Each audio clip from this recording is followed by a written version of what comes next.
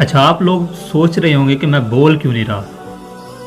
तो अस्सलाम वालेकुम, so welcome to back inside my video. तो वीडियो स्टार्ट करने से पहले आपको बात मुझे बता दी जाती है कि आज हम अपने ही मुआशरे के बारे में बात करने वाले हैं। उसकी वजह क्या बन सकती है भाई साहब, ये करने की क्या वजह बन सकती है। इसको ना कॉपी करें कि इस पे कमेंट करना शुरू हो जाएंगे कि ये क्या हो रहा है, ये क्या हो रहा है। दिमाग ख़राब करके रख दिया हमारी इकॉनमी ने, हमारे अपने मुआशरे ने।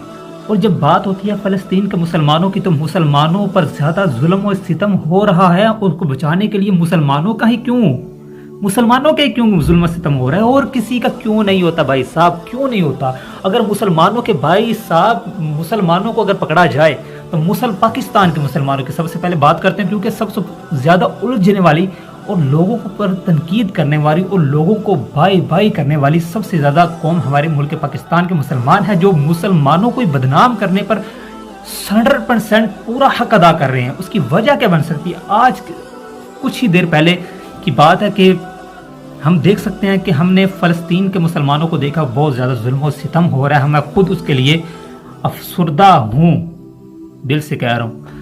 तो उसके बाद जब बात आती है कि पाकिस्तान के मुसलमान उन पे क्यों नहीं बात करते।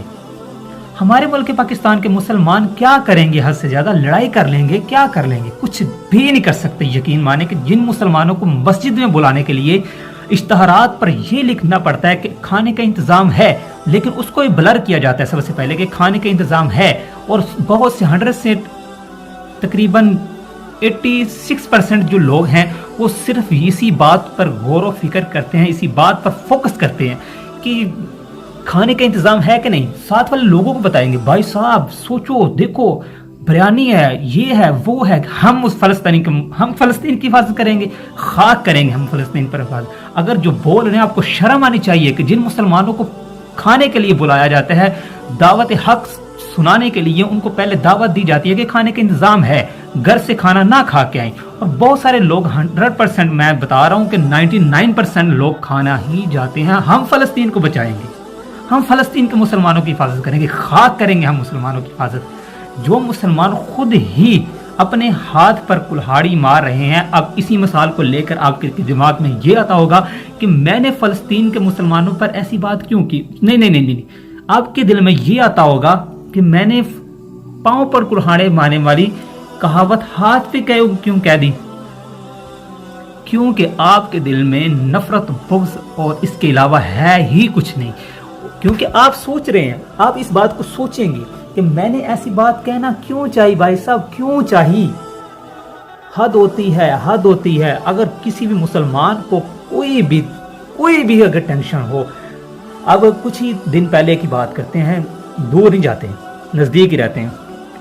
हमारे मुल्क पाकिस्तान में बहुत सारे उलमाए दीन इकट्ठे हुए, तहरीक लब्बाइक इकट्ठे हुए, और उस तहरीक का नाम हमने रख दिया तहरीक लब्बाइक। जनाब मोहम्मद रसूलुल्लाह सल्लल्लाहु अलैहि वसल्लम पे हमने बात की कि उनके बारे में गुस्ताखी हुई है। सबसे बड़े गुस्ताख हालांकि हम खुद हैं। अगर हिसाब लगाया जाए, जिन मुसलमानों ने आज तक ठीक तरीके से नमाज तक नहीं अदा की, वो भी तहरीक लब्बाइक पर आवाज़ उठाने पर बुलंदी से उछल कर पाकिस्तान को बर्बाद करने के लिए उठ खड़े हुए। उसकी वजह क्या, हद होती है। मैं क्या बोलूं भाई साहब, क्या बोलूं, आपको क्या तनकीद करूं, जबकि मैं खुद खराब हूं, आप खुद खराब हैं। आप किसी को क्या संवारेंगे, क्या आप किसी की हिफाजत करेंगे। जब तहरीक लब्बाइक का उसको नाम दिया गया कि हम तहरीक लब्बाइक की तरफ से खड़े हैं, लेकिन हुकूमत हमारा साथ बिल्कुल नहीं दे रही। हालांकि आप हर किसी को नुकसान देने की आपने कोई कसर नहीं छोड़ी, और सबसे ज़्यादा बर्बाद और बदनाम करने वाला और कोई नहीं। हमारे अपने ही पाकिस्तान है, हमारे अपने ही मुसलमान हैं, और दाढ़ी रखी हुई है, जो हमको बता रहे हैं कि दीन इस्लाम है क्या, दीन इस्लाम किसको कहते हैं। और उसके बाद हमने पूरे पाकिस्तान को ब्लॉक कर दिया। क्या हुआ, तहरीक लब्बाइक का नारा लगेगा और उसको कोई नहीं रोक सकता। और उसकी वजह क्या है, सबसे बड़ी वजह ये हुई कि हमने सबसे पहले जो दिहाड़ीदार तबका था, जो भी दुकानें वगैरह सब, जो जिनका गुजारा ही नहीं जब तक खाना ना खा लें रात को, और वहीं से उनका सबसे स्टेज ही सबसे पहले वही है चीज़ जहाँ से वो खरीदते हैं, जहाँ से वो उनको बेचना है, بیچ کر ہی کما کے کھانا ہے، وہ بھی تحریک لبیک کا نشانہ بنے اور کھانا پینا بھول کے ہم فلسطین کے مسلمانوں کی حفاظت کریں گے۔ شرم آنی چاہیے ہمیں کہ ہم فلسطین کے مسلمانوں کی کیا حفاظت کریں گے؟ ہمیں بدنام زمانہ ہے، ہمیں ڈوب کر مر جانا چاہیے ہم ایسی باتیں کرتے کہ ہم فلسطین کے مسلمانوں کی حفاظت کریں گے، حالانکہ ہم خود ہی مسلمان ہیں اور مسلمانوں کو ڈبونے کے لیے ہم نے حالانکہ آخری حد تک کوشش کر چکے ہیں، اور اس کے بعد ہم چلتے ہیں دوسری طرف۔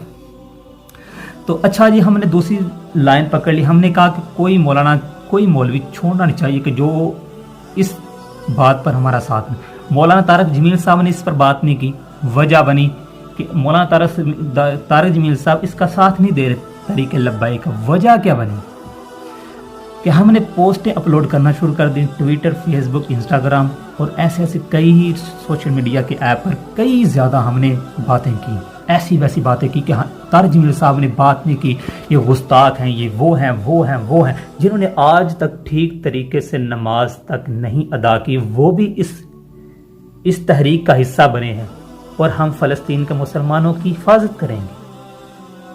جنہوں نے ہمیں دین سکھایا، جن کی وجہ سے ہم تک دین پہنچا، جن کی وجہ سے ہم نے نماز پڑھنا سیکھی، اور کئی ایسے کام ہیں جن کی وجہ سے ہم نے سیکھی، انہیں کو بدنام زمانہ کیا جا رہا ہے، اور ہم فلسطین کے مسلمانوں کی حفاظت کریں گے۔